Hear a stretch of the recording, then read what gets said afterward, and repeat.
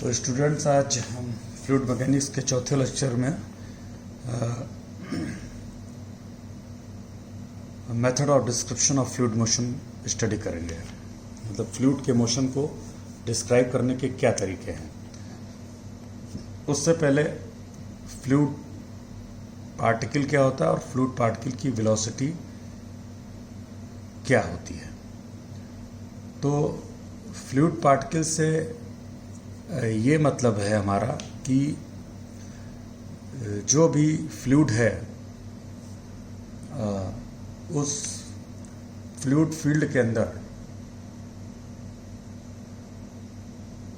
एक फ्लूइड का small volume consider करिए और उस स्मॉल वॉल्यूम के अंदर जो भी फ्लूइड मास होगा उसको वो फ्लूइड पार्टिकल समझा जा सकता है। तो इस तरीके से तमाम फ्लूइड पार्टिकल आप कंसीडर कर सकते हैं और फ्लूइड पार्टिकल जो होगा वो चारों तरफ फ्लूइड से सराउंडेड होगा जब तक वो सरफेस पे ना हो। तो ये है फ्लूइड पार्टिकल और वेलोसिटी उसी तरीके से मेज़र की जाएगी जैसे कि सॉलिड पार्टिकल की वेलोसिटी मेज़र करते हैं। It means rate of change of displacement. तो अगर किसी टाइम टी पर कोई पार्टिकल पॉइंट पी पे था जिसकी पोजीशन वेक्टर आर है और डेल्टा टी समय के पश्चात ये मान लीजिए कि पॉइंट क्यू पर पार्टिकल पहुंच गया और उसकी position vector R plus delta R है, तो ये वेक्टर डेल्टा आर होगा। The rate of change of displacement means delta T time में ये डिस्टेंस ट्रेवल किया है, वेक्टर फॉर्म में इसको लिखा गया है। तो rate of change of this position vector means displacement, rate of change of displacement at point P पर अगर वेलोसिटी चाहिए तो टाइम को ज़ीरो टेंड करना पड़ेगा, डेल्टा टी को ज़ीरो टेंड करना पड़ेगा। तो ये पॉइंट P पर जो वेलोसिटी होगी दैट इज दिस dr/dt। और वेलोसिटी के कंपोनेंट x, y, z की डायरेक्शन में मान लीजिए हैं u, v, w। तो ये कंपोनेंट है एक्स एक्सिस के लॉन्ग है, ये वाई एक्सिस के लॉन्ग और ये जेड एक्सिस के लॉन्ग। और ये जो है पोजीशन वेक्टर आर को हम इस तरीके से लिख सकते हैं एक्स आई वाई जेड के। तो इसको डिफरेंशिएट करेंगे तो u means velocity long x axis is dx/dt, यानी एक्स एक्सिस के लॉन्ग जो डिस्प्लेसमेंट होगा उसका रेट ऑफ चेंज, और इसी तरीके से वाई एक्सिस के लॉन्ग जो होगा उसका rate of change, Y axis के लॉन्ग वेलोसिटी होगी और इसी तरीके से जेड एक्सिस के लॉन्ग वेलोसिटी होगी। तो ये चीज़ जो ध्यान रखना है वो ये कि फ्लूइड मैकेनिक्स में हम वेलोसिटी को जनरली क्यू से डिनोट करते हैं। अब आइए method of description of fluid motion पे। Method of description of fluid motion का मतलब ये है कि देखिए जो सॉलिड पार्टिकल होता है वो जब मूव करेगा तो उसको देखने का, उसको ऑब्जर्व करने का, उसको स्टडी करने का कोई दूसरा तरीका नहीं है सिवाय इसके कि किसी टाइम पे पार्टिकल की कोई पोजीशन होगी और जैसे से समय व्यतीत होता जाए, जैसे से समय आगे बढ़े वैसे वैसे उसकी पोजीशन क्या होती जाएगी, ये हमको ऑब्ज़र्व करना है। तो पार्टिकल जो मूव कर रहा है समय के साथ उसको डिस्क्राइब करने का एक ही तरीका है कि समय के साथ पार्टिकल के साथ आप भी मूव करिए। मूव करने से मतलब ये है कि पार्टिकल के ऊपर नज़र रखिए और समय के साथ पार्टिकल की पोजीशन जैसे जैसे चेंज हो रही है उसको ऑब्जर्व करिए। फ्लूइड का जो फ्लो है उसका जो डिस्क्रिप्शन का जो मेथड है उसमें दो तरीके हैं। एक तरीका ये है कि फ्लूइड मास है, इनफाइनाइट फ्लूइड मास है, जैसे रिवर का केस है, सी का केस है, इनफाइनाइट फ्लूइड मास है वहाँ पे। तो उसके अंदर एक आप फ्लूइड पार्टिकल इमेजिन कर लीजिए। किस तरह से इमेजिन करिए, एक स्मॉल वॉल्यूम ले लीजिए, उसके अंदर जो भी मास है वो फ्लूइड पार्टिकल कहलाएगा। आप पूरे फ्लूइड का फ्लो कैसे हो रहा है इसको देखना है, तो उसके अंदर एक फ्लूइड पार्टिकल कोई लीजिए और जैसे जैसे वो फ्लूइड पार्टिकल मूव करे वैसे वैसे आप उसको देखते रहिए, ऑब्जर्व करते रहिए, तो आपको ये पता चलेगा कि वो जो फ्लूइड का पार्टिकल है वो कैसे फ्लो कर रहा है। तो वही मान लीजिए कि जो पूरा फ्लूइड मास है वो भी इसी तरीके से फ्लो करेगा। या इस बात को ऐसे भी समझ सकते हैं कि अगर पूरे फ्लूइड फ्लो को देखना है तो आप क्या देखिएगा, कैसे ऑब्जर्व करिएगा, किसी पॉइंट पे क्या वेलोसिटी है, क्या एक्सेलरेशन है, तो उसके लिए एक फ्लूइड पार्टिकल कंसीडर करना पड़ेगा। और फ्लूइड पार्टिकल जैसे जैसे मूव करे वैसे वैसे आप उसको ऑब्जर्व करिए। एक तरीका तो स्टडी करने का ये है, मेथड को, फ्लूइड के मोशन को समझने का एक तरीका ये है। दूसरा तरीका ये है, अच्छा ये जो मेथड है जिसमें फ्लूइड पार्टिकल कंसीडर करते हैं और वो जैसे जैसे मूव करता है वैसे वैसे उसको ऑब्जर्व करते हैं, ये जो मेथड है ये कहलाता है लैग्रेंजियन मेथड। तो इसमें क्या करते हैं, मान लीजिए कोई इनफाइनाइट फ्लूइड है और उसके अंदर हमने एक फ्लूइड पार्टिकल कंसीडर किया। मान लीजिए इस फ्लूइड पार्टिकल की पहचान क्या है, इसकी पहचान ये है कि उसकी पोजीशन एक पर्टिकुलर टाइम पे, किसी निश्चित समय पे उसकी पोजीशन एक फिक्स पोजीशन होगी, समय बदलेगा उसकी पोजीशन बदल जाएगी। तो मान लिया कि टाइम t नॉट पे उसकी पोजीशन r नॉट थी और t समय पर, यानी जब टाइम t है तो उसकी पोजीशन है r।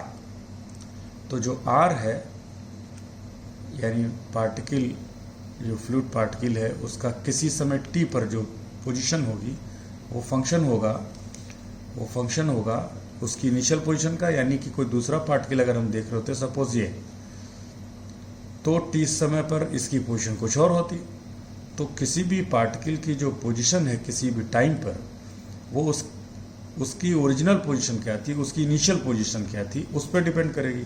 अलग अलग इनिशियल पोजीशन के पार्टिकल किसी समय पर अलग अलग पोजीशन पे होंगे। तो किसी भी पार्टिकल की जो पोजीशन है वो उसकी अपनी इनिशियल पोजीशन और टाइम पर डिपेंड करेगी। अगर इसी पार्टिकल की टाइम t की बजाय t1 यानी दूसरे समय पे हम पोजीशन देखें तो वो कहीं और दिखेगी। तो इस पार्टिकल की किसी समय पर जो पोजीशन है वो इसकी इनिशियल पोजीशन पे और किस समय पे आप देख रहे हैं उसको, इस पे डिपेंड करेगा। तो किसी पार्टिकल की पोजीशन उसकी इनिशियल पोजीशन और समय t पर डिपेंड करेगा। तो ये जो मेथड ऑफ डिस्क्रिप्शन है ये कहलाता है Lagrangian method of description of fluid motion. इस मेथड ऑफ डिस्क्रिप्शन को फ्लूइड में बहुत कम यूज़ किया जाता है। उसका कारण ये है कि इस मेथड में जो इक्वेशन बनती हैं, जिनको किसी पार्टिकल की इक्वेशन ऑफ मोशन जो होती है वो जो बनती है वो नॉन लीनियर नेचर की होती है। और नॉन लीनियर इक्वेशन को सॉल्व करना लीनियर की अपेक्षा बहुत मुश्किल होता है। तो इस वजह से दिखती सिंपल हैं लेकिन होती मुश्किल हैं सॉल्व करने में, नॉन लीनियर नेचर की वजह से। तो इस कारण से इस मेथड को यूज़ जनरली नहीं किया जाता। तो इसका ड्रॉबैक यही है कि जो फंडामेंटल इक्वेशन ऑफ मोशंस हैं लैग्रेंजियन मेथड में, they are simple in appearance but very difficult to solve because of their non linear nature. और ये जो मेथड है डिस्क्रिप्शन का, इसमें क्या करते हैं, in this method, in Lagrangian method, the motion and trajectory of each and every particle of fluid is known, so that at any time it is possible to trace the history of each fluid particle. तो ये तो obvious बात है कि इसमें क्या करते हैं, इन दिस मेथड और description we consider the trajectory of each particle. अगर इस मोशन को स्टडी करना है तो फिर पार्टिकल की ट्रेजेक्ट्री यानी उसका पाथ हम देखेंगे कि वो कैसे कैसे मूव कर रहा है। और किसी पार्टिकल की हिस्ट्री जाननी है तो ये रिलेशन है हमारे पास। आप देख सकते हैं किसी समय पर वो किस पोजीशन पे रहा होगा, ये पता चल जाएगा। लेकिन जैसा हमने बताया कि इस मेथड को कम यूज़ किया जाता है या यूज़ बहुत ही कम किया जाता है, क्योंकि इस मेथड से जो इक्वेशन ऑफ मोशन बनती है वो नॉन लीनियर नेचर की होती है। तो due to non linear equation of motion in Lagrangian method,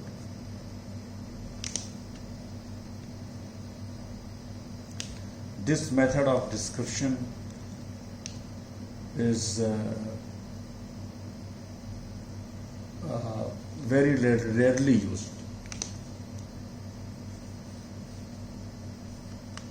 We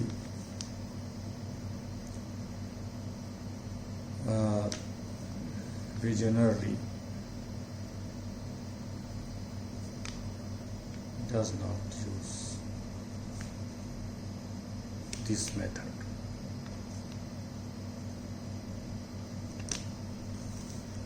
तो दूसरा तरीका क्या है? जो दूसरा तरीका है वो है आइलेरियन मेथड। आइलेरियन मेथड में क्या है? दूसरा तरीका क्या हो सकता है? कोई फ्लूइड फ्लो कर रहा है तो दूसरा तरीका आपके पास क्या हो सकता है किसी फ्लूइड फ्लो को स्टडी करने का? दूसरा तरीका ये है, एक तो तरीका ये है जो अभी बताया गया कि अगर फ्लूइड फ्लो कर रहा है तो उसमें एक पार्टिकल कंसीडर करिए फ्लूइड का किसी भी पोजीशन पे, और जैसे जैसे वो मूव करे तो उसको देखिए, तो वही आपको बताएगा कि फ्लूइड कैसे मूव कर रहा है। दूसरा तरीका यह है कि मूविंग फ्लूइड में आप एक पोजीशन पे खड़े हो जाइए या एक पोजीशन चूज कर लीजिए। फ्लूइड के अंदर आप एक पोजीशन कोई चूज कर लीजिए, सपोज पी, और यहाँ से जो भी फ्लूइड पार्टिकल पास हो अलग अलग टाइम पे, ठीक है, जो भी पास हो उन सबको देखते रहिए। तो हमने एक पोजीशन चूज कर ली और इस पोजीशन पर जो भी फ्लूइड पार्टिकल पास होगा, जो भी फ्लूइड पास होगा उसकी वेलोसिटी क्या होगी, एक्सेलरेशन क्या होगा, मोशन की डायरेक्शन क्या होगी, अलग अलग समय पर ये पता कर लेंगे, ये देख लेंगे। तो उससे मोशन का तौर तरीका जाना जा सकता है। एक तरीका ये है। तो बहते हुए फ्लूइड को ऑब्जर्व करने का, उसको स्टडी करने का एक तरीका ये है कि एक फ्लूइड पार्टिकल लीजिए, उसके साथ साथ मूव करिए और उसको देखते जाइए। दूसरा तरीका है कि एक जगह पे खड़े हो जाइए और वहाँ से जो फ्लूइड पार्टिकल पास हों उनको स्टडी करते जाइए, देखते जाइए, ठीक है। ये इस तरीके से है। अगर मान लीजिए कि ये देखना है कि कोई किसी शहर का ट्रैफिक कैसे मूव करता है, यानी रफ्तार क्या है ट्रैफिक की। मान लीजिए किसी पर्टिकुलर रोड पे आपको देखना है, सपोज चारबाग से आपको लखनऊ यूनिवर्सिटी तक के ट्रैफिक को स्टडी करना है, तो आप क्या करेंगे? क्या करिएगा? चारबाग से लखनऊ यूनिवर्सिटी के बीच में ट्रैफिक कैसे फ्लो करता है, कैसे मूव करता है, अलग अलग गाड़ियाँ। अब हम ये मान लें कि सब एक तरह की गाड़ियाँ हैं या जो भी आपको समझ में आए, ट्रैफिक को स्टडी करना है, तो क्या करिएगा? एक तो तरीका है चारबाग या किसी भी जगह का एक गाड़ी को पकड़ लीजिए और जैसे जैसे मूव करे वैसे वैसे उसको देखते जाइए, तो आपको पता चलेगा कि हाँ ट्रैफिक जो एक गाड़ी आपने चूज़ की है वो एक नमूना ही तो है, तो वो कैसे कैसे मूव करेगा, उससे जो भी आपको जानकारी मिलेगी उसी को रिफ्लेक्ट करेंगे आप पूरे ट्रैफिक पे।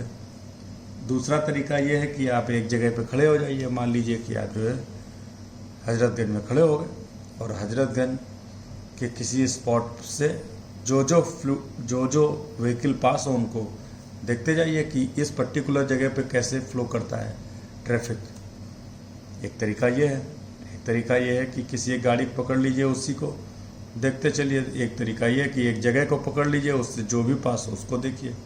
तो दोनों के अपने नफ़े नुकसान हैं। तो फ्लूइड के मोशन को ऑब्ज़र्व करने के दो तरीके हैं, डिस्क्राइब करने के दो तरीके हैं। एक आपको तरीका है कि फ्लूइड पार्टिकल को आइडेंटिफाई कर लीजिए और वो जैसे जैसे मूव करे उसके पाथ को ट्रेस करिए और फ्लो को के बारे में जानकारी हासिल करिए। दूसरा तरीका ये है कि फ्लूइड मास के अंदर एक जगह को, एक पॉइंट को चूज कर लीजिए और उससे पास होने वाले सभी फ्लूइड पार्टिकल को स्टडी करिए। ये मेथड जो बात का है कि जिसमें पॉइंट को चूज किया जाता है, ये आइलेरियन मेथड कहलाता है और आइलेरियन मेथड को ही ज़्यादातर यूज़ किया जाता है। कारण ये है कि इसकी जो इक्वेशन ऑफ मोशन बनती हैं वो लीनियर नेचर की होती हैं और उनको सॉल्व करना आसान होता है।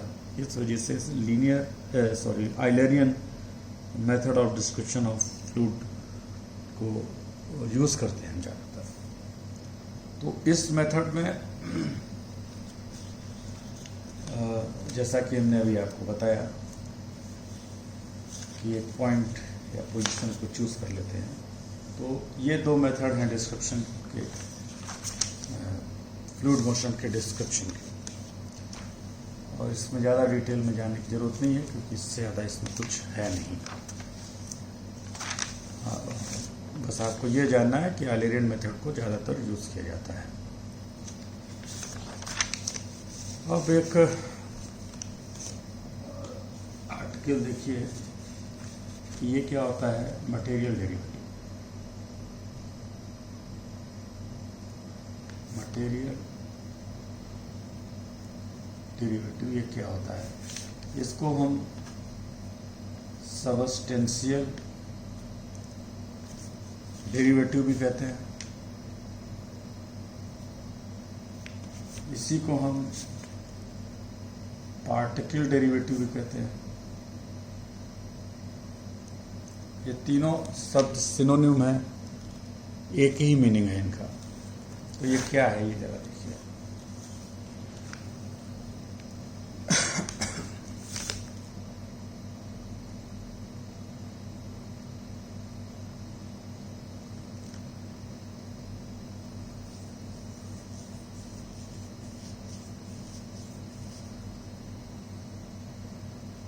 चूंकि फ्लूइड जो है किसी भी टाइम पे सभी जगह अवेलेबल हो सकता है। मतलब जो भी आपने रीजन लिया है, सपोज ये आपने पूरा रीजन लिया है, तो टाइम टी पर फ्लूइड यहाँ भी है, फ्लूइड यहाँ भी है, फ्लूइड यहाँ भी है, फ्लूइड यहाँ भी है, फ्लूइड यहाँ। जबकि एक सॉलिड पार्टिकल जब मूव करता है तो वो एक टाइम पे एक ही जगह होगा, या यहाँ होगा या यहाँ होगा या यहाँ होगा। फ्लूइड में ऐसा नहीं है। फ्लूइड को हम इनफाइनाइट मास एज्यूम करके चलते हैं। इनफाइनाइट से मतलब ये है कि आप अनंत उसको मान इस सेंस में लेते हैं कि उसका विस्तार इतना ज़्यादा है कि उसको इनफाइनाइट ही समझा जा सकता है। तो फ्लूइड जो है किसी टाइम पे हर जगह पे है, किसी गिवन रीजन, जो भी आप रीजन कंसिडर कर रहे हैं फ्लूइड का, उसमें किसी टाइम पे उस रीजन में हर जगह पे फ्लूइड है।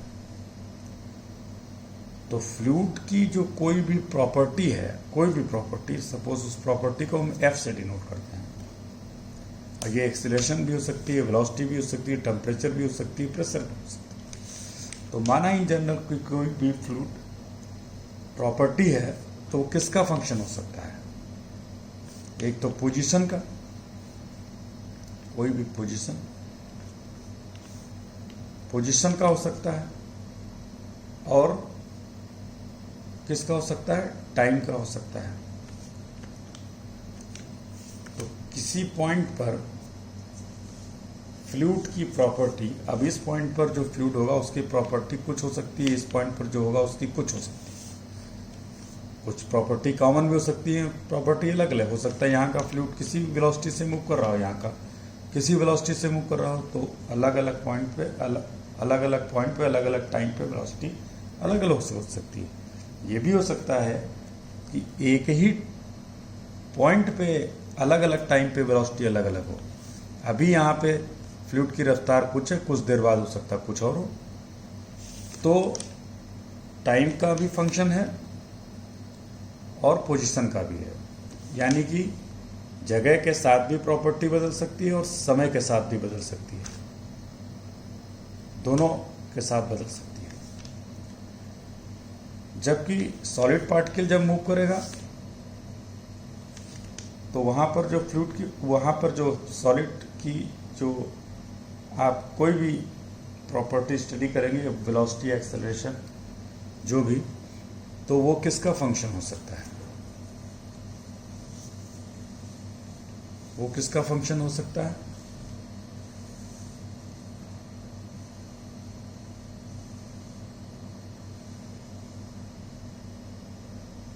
वो टाइम का फंक्शन होगा। समय के साथ इसकी पोजीशन बदलती चली जाएगी, समय के साथ पोजीशन बदलती चली जाएगी। तो यहाँ पर जो सॉलिड पार्टिकल के लिए जो कोई प्रॉपर्टी है, तो वो अल्टीमेटली जो है, ये जो प्रॉपर्टी, ये जो टाइम और ये जो डिस्प्लेसमेंट है या पोजीशन है, ये एक दूसरे के फंक्शन है ना। तो ये आप इस तरीके से लिख सकते हैं, जबकि यहाँ पे ऐसा आप नहीं कर पाओगे। इसलिए नहीं कर पाओगे कि एक ही टाइम पे इसकी पोजीशन कई हैं, हर जगह पे फ्लूइड है। सॉलिड में ऐसा नहीं है। तो अल्टीमेटली यहाँ पे ये टाइम का ही केवल फंक्शन बचा है ना।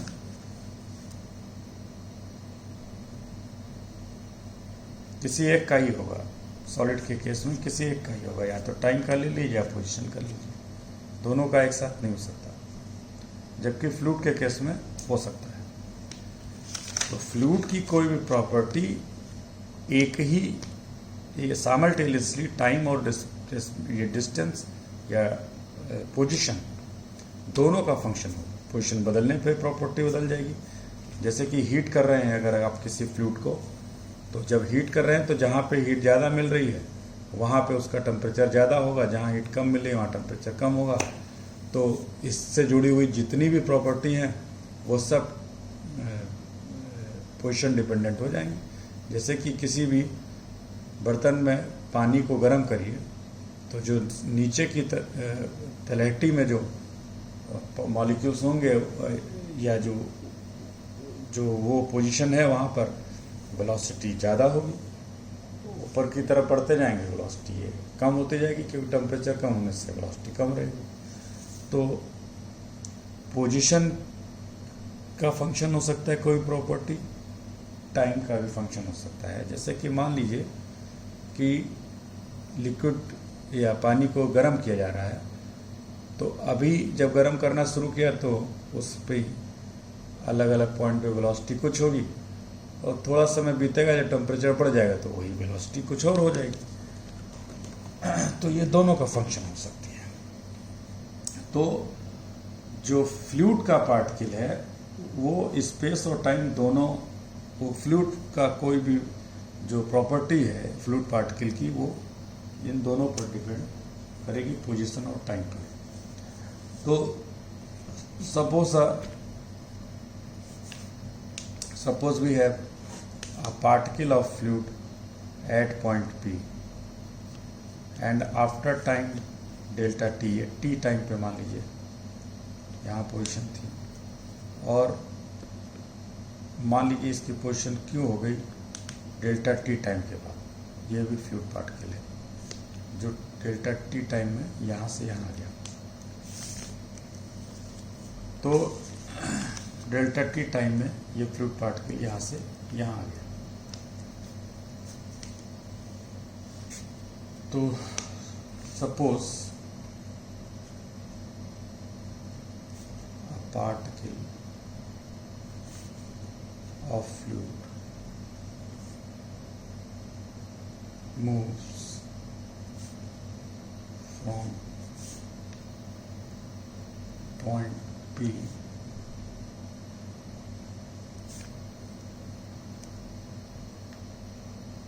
at time T to point Q। अब Q का जो पोजीशन है वो कुछ और होगा। मान लीजिए कि Q का पोजीशन है x plus delta x, y plus delta y and z plus delta z at time t plus delta t। And suppose let f is any fluid particle, scalar और वेक्टर, कुछ भी हो सकती है। मान लीजिए डेंसिटी है तो वो स्केलर होगी, और मान लीजिए वेलोसिटी है तो वो वेक्टर होगी। तो स्केलर भी हो सकती है, टेम्परेचर भी लिया जा सकता है, और भी प्रॉपर्टीज, एक्सेलरेशन भी लिया जा सकता है, प्रेशर भी लिया जा सकता है। तो वो वेक्टर और स्केलर दोनों हो सकती है। तो मान लिया कि ये कोई फ्लूइड पार्टिकल है, सॉरी फ्लूइड प्रॉपर्टी है जो कि इनका फंक्शन है। एक्स वाई जेड का मतलब इस पोजीशन का फंक्शन हुआ, और टाइम टी का मतलब टाइम का function. Suppose F is any fluid property.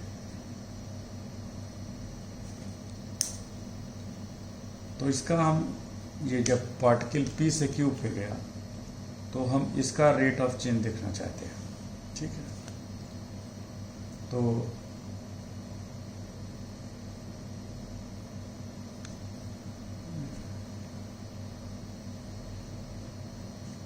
Late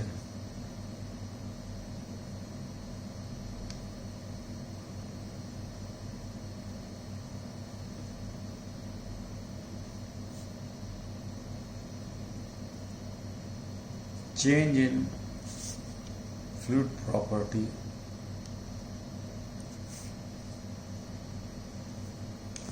when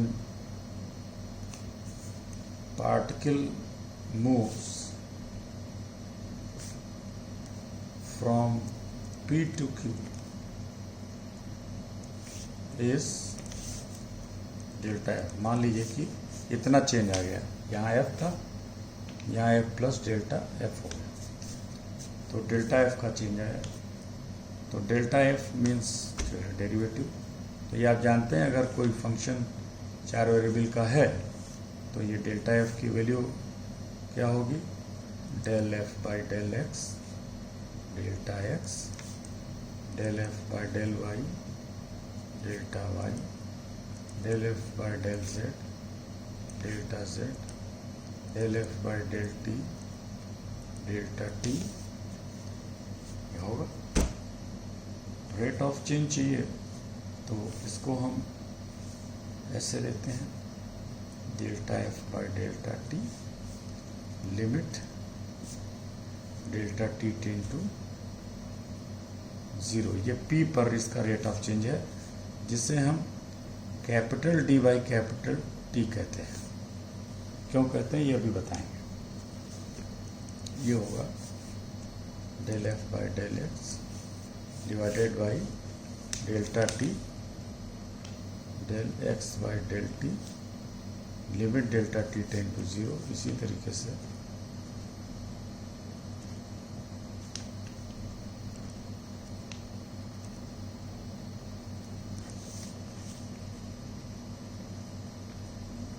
delta T tend to 0। तो ये क्या होगा, del F by del X, and this is rate of change of X with respect to T means D X by D T. D X by D T is the velocity of fluid along X axis, तो इसको हम लिखते हैं u। इसी तरीके से ये होगा dy by dt means v and this is w। ठीक है, इसको हम लिख सकते हैं ऐसे।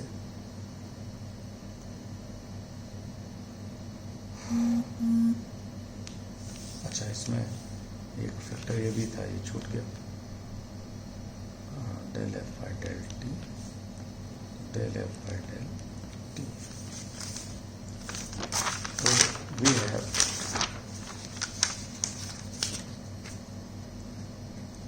D F by D T is del F by del T, U del F by del X, V del F by del Y, W del F by del Z,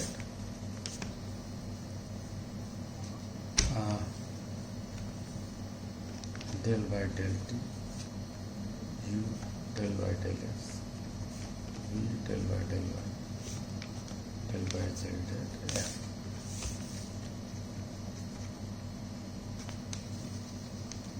और ये क्या है? del F by del T, del F by del T, और ये इसको आप लिख सकते हैं, ये क्या है?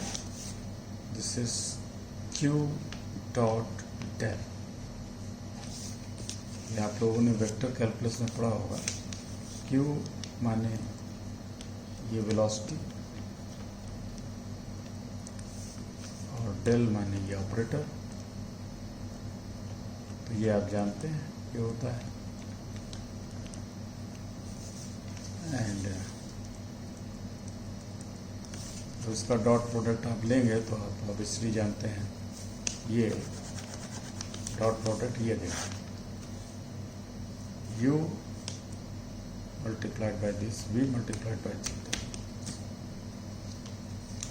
तो df by dt is called the, या जो ये जो ऑपरेटर है, दिस इज दिस ऑपरेटर, ये ऑपरेटर है। और ये ऑपरेटर क्या है? ये ऑपरेटर ये है, इतना।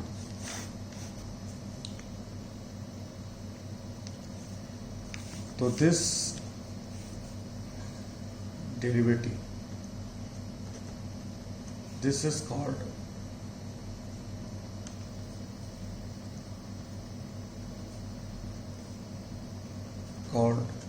particle derivative, material derivative, substantial derivative,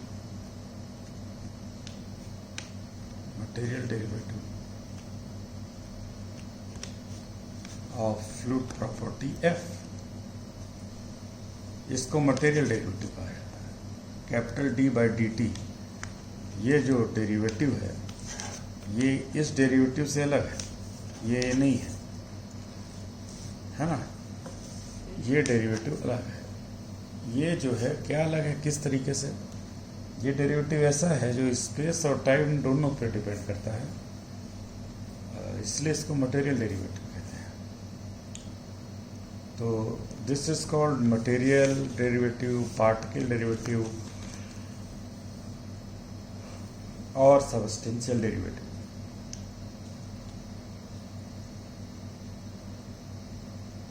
इसके दो पार्ट हैं, जैसा कि यहां से दिख रहा है।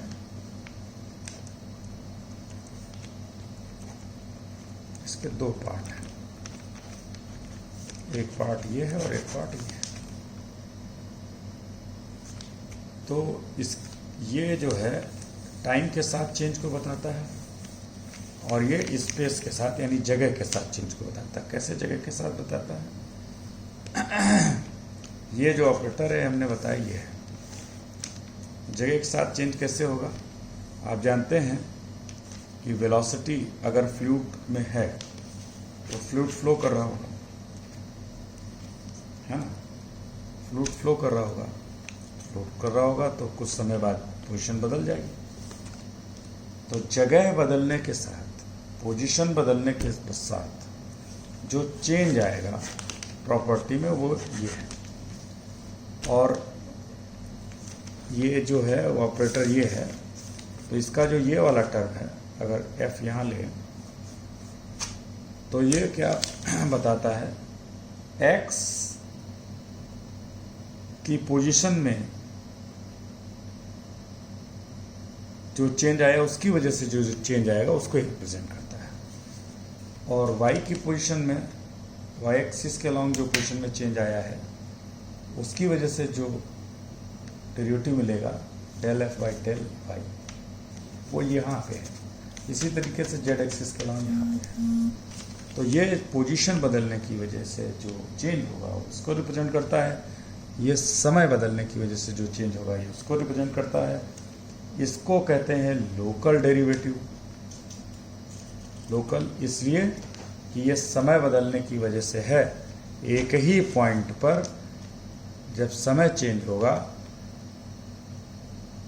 तो उसके साथ जो यहाँ की फ्लूइड की प्रॉपर्टी में चेंज आएगा ये उसको रिप्रेजेंट करता है। यहाँ पे केवल समय बदल रहा है, जगह नहीं बदल रही। यहाँ पे जगह बदल रही है, उसके साथ जो चेंज आएगा ये उसको रिप्रेजेंट करता है। ठीक है, और जगह कैसे बदल रही है? जगह समय के साथ बदल रही है। जगह कैसे बदल रही है कि कोई फ्लूइड पार्टिकल मूव करेगा तो जैसे जैसे आप इसके साथ मूव करेंगे तो पोजीशन बदल जाएगी। तो इसको कहते हैं local derivative. Local derivative, and this is called, अच्छा ये ऐसे भी लिखा जा सकता है, ये एक ही बात है, ये आपने वेक्टर कैलकुलस में पढ़ा होगा, ये दोनों एक ही चीज़ है। इसको कहते हैं कि this is the rate of change of property due to the motion of the particle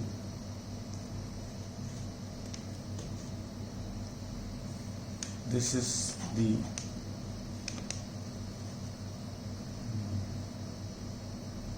rate of change due to motion, है ना। मोशन जब होगा तो जगह बदलेगी, जगह के साथ जो चेंज आएगा वो है। और जब वेलोसिटी जीरो होगी तो आप देख सकते हैं ये सब जीरो हो जाएगा। जब वेलोसिटी जीरो होगी, जो ठहरा हुआ लिक्विड होगा उसकी जो प्रॉपर्टी है फ्लूइड की, उसमें समय के साथ ही बदलाव हो सकता है। अभी कुछ है, थोड़ी देर बाद कुछ हो जाए, क्योंकि जगह जो है बदल ही नहीं रही है, क्योंकि पार्टिकल मूव नहीं कर रहा है। जब पार्टिकल मूव करेगा तो पार्टिकल की जगह बदल जाएगी। तो अगर वेलोसिटी जीरो है तो केवल आपको लोकल डेरिवेटिव मिलेगा। लोकल का मतलब है समय के साथ जो चेंज हो रहा है, जगह वही है। अगर मोशन हो रहा है तो जगह भी बदलेगी समय के साथ। तो इसलिए चूंकि फ्लूइड का जो मोशन है उसमें समय और जगह दोनों बदलती रहती हैं, मतलब जगह नहीं भी बदली है तो पार्टिकल की प्रॉपर्टी चेंज हो सकती है ना। उसी पॉइंट पे उसकी प्रॉपर्टी समय के साथ चेंज हो सकती है। जैसे वेलोसिटी है, बदल जाएगी, दूसरा फ्लूइड वहाँ पे आ जाएगा थोड़ी देर में। अगर वेलोसिटी नहीं है, फ्लूइड ठहरा हुआ है, तो भी किसी पॉइंट पर जो है समय के साथ प्रॉपर्टी चेंज हो सकती है। वो प्रॉपर्टी कुछ और भी हो सकती है। वेलोसिटी एक्सेलरेशन होना जरूरी नहीं है। अगर मोशन नहीं है तो वेलोसिटी नहीं मिलेगी। लेकिन तब जैसे डेंसिटी है, टेम्परेचर चेंज हो रहा है, तो फ्लूइड में मोशन ना होने पर भी समय के साथ डेंसिटी बदलती रहेगी। तो इसको लोकल चेंज कहते हैं। जब और जगह के साथ जो बदलाव होता है उसको चेंज ड्यू टू मोशन कहेंगे, और उसे कन्वेक्टिव डेरिवेटिव कहा जाएगा। ये जो डेरिवेटिव है, this is also called convective derivative. ठीक है, जब दोनों को जोड़ेंगे तो मटेरियल डेरिवेटिव मिलेगा। तो ये बात हो गई आज method of description of motion of fluid हमने देखा, लैग्रेंजियन और ऑयलरियन, और मटेरियल डेरिवेटिव क्या होता है ये देखा। फ्लूइड में हमेशा मटेरियल डेरिवेटिव यूज करेंगे, जबकि पार्टिकल के मोशन में ये यूज नहीं होगा। तो अगर हमें एक्सेलरेशन चाहिए, सपोज एक्सेलरेशन चाहिए, acceleration of any fluid particle, तो वो क्या होगा, that is rate of change of velocity. तो हम यहाँ पे मटेरियल डेरिवेटिव को यूज करेंगे, सिंपल डेरिवेटिव में, लोकल चेंज नहीं। ठीक है, जगह के साथ भी चेंज होगा वेलोसिटी, तो एक्सेलरेशन मिलेगा, और समय के साथ भी बदल सकता है। एक ही जगह पे चेंज आ सकता है और जगह बदलने से चेंज आ सकता है। तो इसलिए यहाँ पे मटेरियल डेरिवेटिव का यूज़ किया जाएगा। और ये आप जानते हैं क्या होता है, ये होता है डेल बाय डेल टी। ये है, तो ये हो जाएगा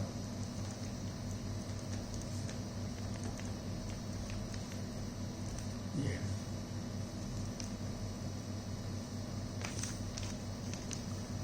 तो acceleration is the rate of change of velocity is this, ये ध्यान रखने का।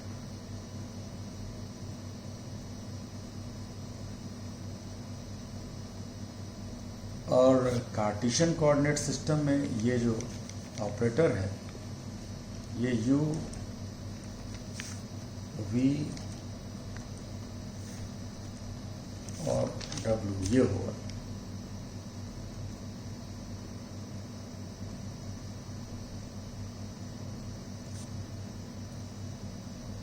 तो एक्सेलरेशन के कंपोनेंट्स अगर आपको चाहिए,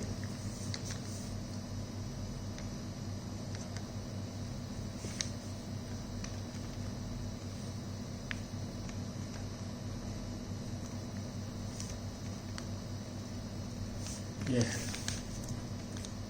Q जो है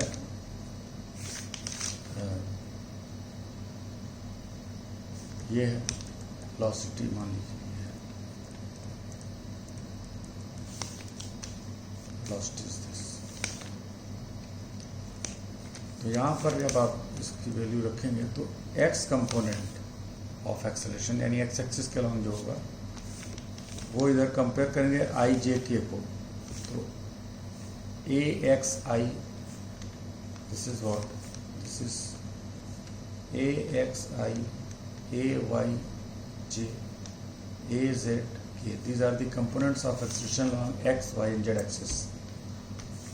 इसको जब आप Q को एक्सपेंड करेंगे इस तरीके से, तो यहाँ पे क्या मिलेगा, del U by del T, I का कंपोनेंट देख रहे हैं, और यहाँ पे क्या मिलेगा, U।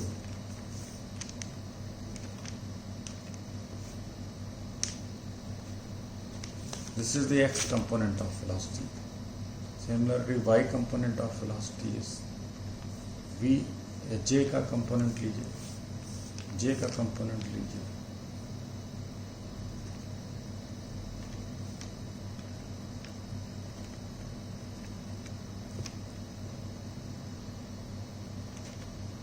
ये इसी तरीके से ये होगा।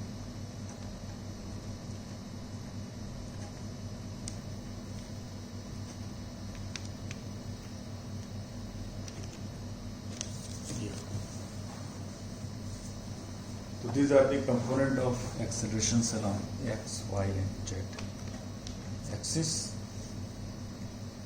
इसी तरीके से सिलेंड्रिकल पोलर कोऑर्डिनेट सिस्टम और स्फेरिकल पोलर कोऑर्डिनेट सिस्टम में भी इसके कंपोनेंट्स देखे जा सकते हैं एक्सेलरेशन के। सिलेंड्रिकल और स्फेरिकल कोऑर्डिनेट सिस्टम को हम अगले लेक्चर में थोड़ा सा ब्रीफ कर देंगे, और उसके बाद इसको हम इसके कंपोनेंट्स एक्सेलरेशन के दोनों कोऑर्डिनेट सिस्टम में देखेंगे। फ्लूइड मैकेनिक्स में इन कोऑर्डिनेट सिस्टम को बहुत यूज़ किया जाता है। कार्टेशियन को तो करते ही हैं, सिलेंड्रिकल पोलर और स्फेरिकल पोलर को भी बहुत यूज़ किया जाता है, क्योंकि जो बॉडीज जनरली होती हैं उनको स्फेरिकल से एज्यूम करके स्टडी करते हैं। तो किसी सॉलिड बॉडी के अराउंड जो मोशन होता है, उस बॉडी को अगर स्फेरिकल से मान लें तो वहाँ पे स्फेरिकल कोऑर्डिनेट सिस्टम यूज़ करना ज़्यादा आसान रहता है, बजाय कि कार्टेशियन के उसमें मुश्किल ज़्यादा आती है। तो इसी तरीके से किसी पाइप में फ्लो हो रहा है तो वहाँ पे सिलेंड्रिकल कोऑर्डिनेट सिस्टम बेहतर काम करता है, आसानी से प्रॉब्लम को सॉल्व किया जा सकता है। तो ये कोऑर्डिनेट सिस्टम हम अगले लेक्चर में थोड़ा सा समझ लेंगे और उसके बाद आगे बढ़ेंगे। तो थैंक यू वेरी मच।